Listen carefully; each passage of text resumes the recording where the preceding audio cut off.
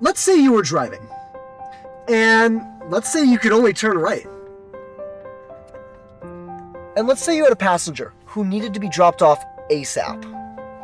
What do you do in this incredibly likely scenario?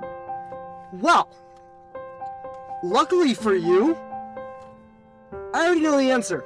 And I made a game about it. In 7 days, no less.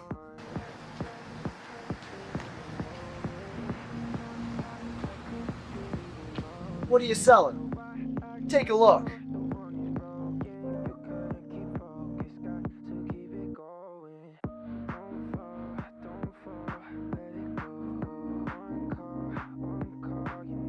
I'll take the nuke.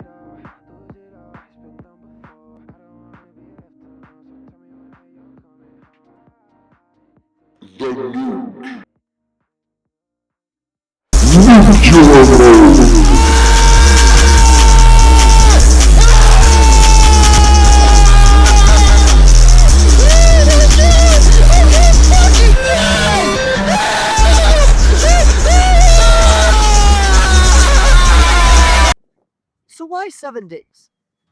Well, I was doing this thing called a game jam, which is, of course, a game making competition where you have to make a game that fits a given theme in a given amount of time. And naturally, the given amount of time for this game jam was 7 days.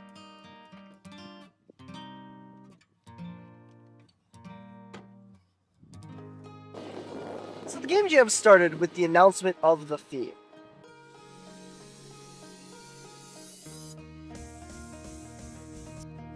And how does a driving game fit into that theme? To answer that, let's first take a look at the other options I came up with.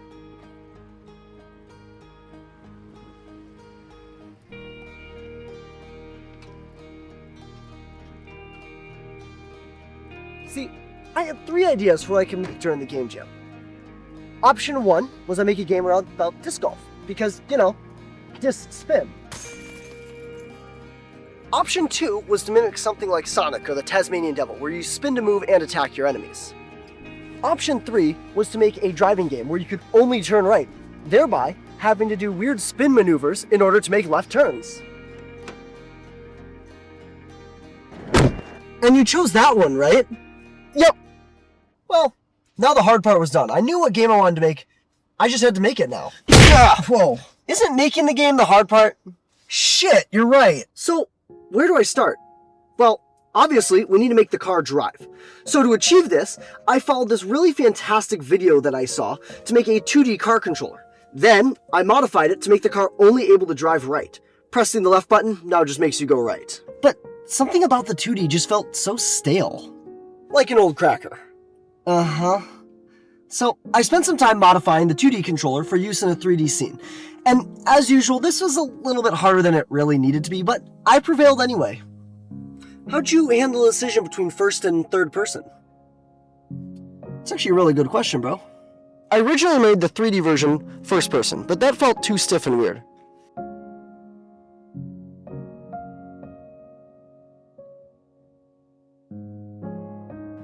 Switching to third person was just the logical next step. Whoa, that's so crazy. Anyway, what's next? I guess we can talk about the passenger and destination systems.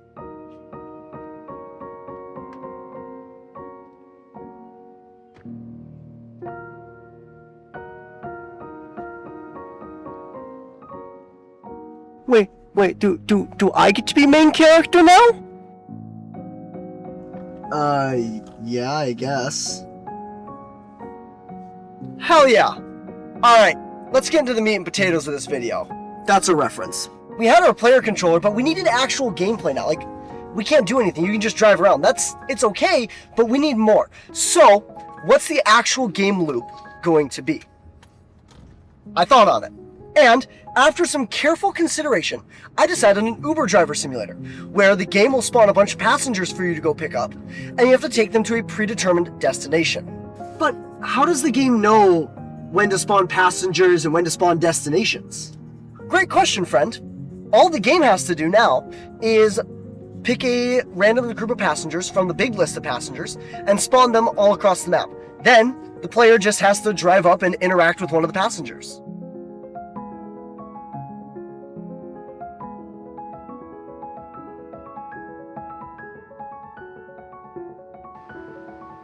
Need a lift? Yeah, could you give me that destination, please?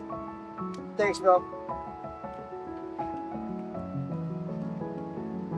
Now that the passenger was in the car, it's time for the game to despawn every other passenger and then pick a random destination to appear.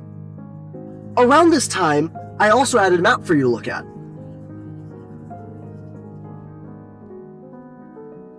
Dude, we never even covered making the city. It's just not that interesting. It took a full 24 hours to make. You spent 10 hours just placing the roads, and then another 14 hours placing buildings, trees, signs, and the passenger and destination spawn points. What do you mean it's not interesting? Well, I guess I did spend 1/7 of the development time for the game on the city, didn't I? Yeah, and it's one of the most important parts of development. Oh, I suppose. Either way, though, what's important is you only have so much time to get your passenger to their destination. If you fail to get them there in time, you lose a star. And if you lose 5 stars, that's the end of the game. You lose. That is true, and you are running out of time, so hurry the fuck up, bro.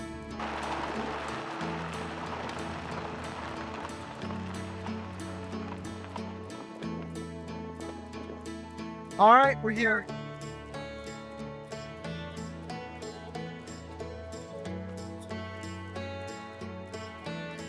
Once you arrive at your destination, you'll be paid nicely for your efforts. But where do I spend that money? My shop. You spend your hard-earned money at my shop. So what kind of things do you sell there? All kinds of useful things. You see, when I first added the shop, I wasn't really sure how to make it worth players' while to even want to stop there between rounds. So I had to come up with all kinds of useful abilities and upgrades to sell there. Oh, really? Cool. Can I see your wares? Oh, totally. You know, I figured a really useful ability would be a healing ability that allows the player to heal 1 star if they ever fail to drop someone off in time. That makes sense. Next, I needed abilities that would help the player be able to complete their missions.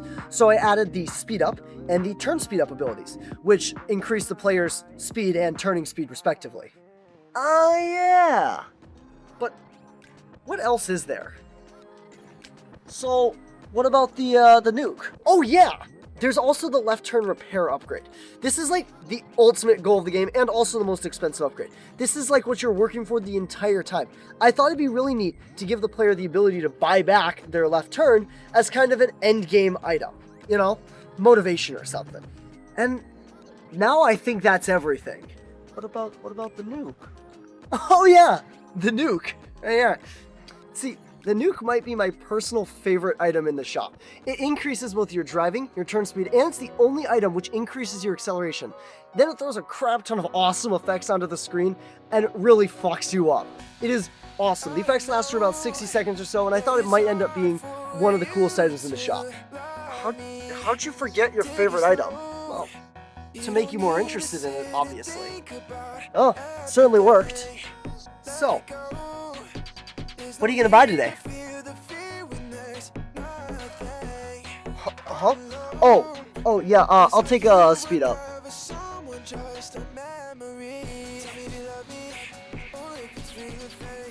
Well, now the game was mostly ready, and I still had a couple of days before the end of the competition. So, what could I possibly do to make this game any better before the competition ends?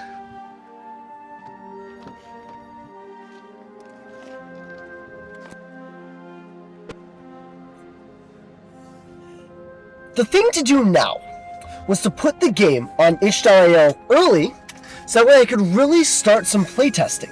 This will allow me to drastically improve the quality of my game before the final due date. And how'd that early playtesting go? You know, honestly, the playtesting didn't go too bad. I got some awesome feedback about how I could improve the game, such as that camera locking that I mentioned earlier in the video, or even that the game is just way too hard.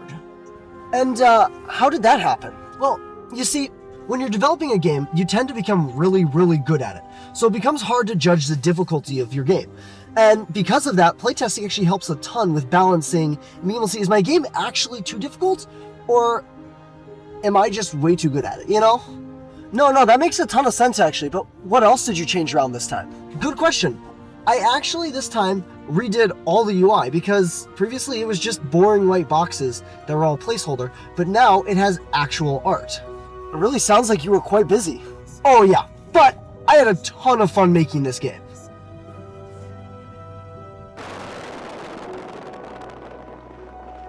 Alright, we're here.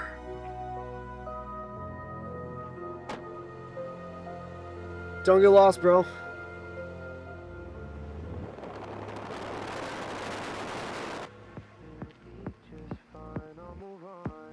Ah, you're back again. I am indeed. Now let's see what you got. It's just the same as always, see? So, what would you like to buy this time?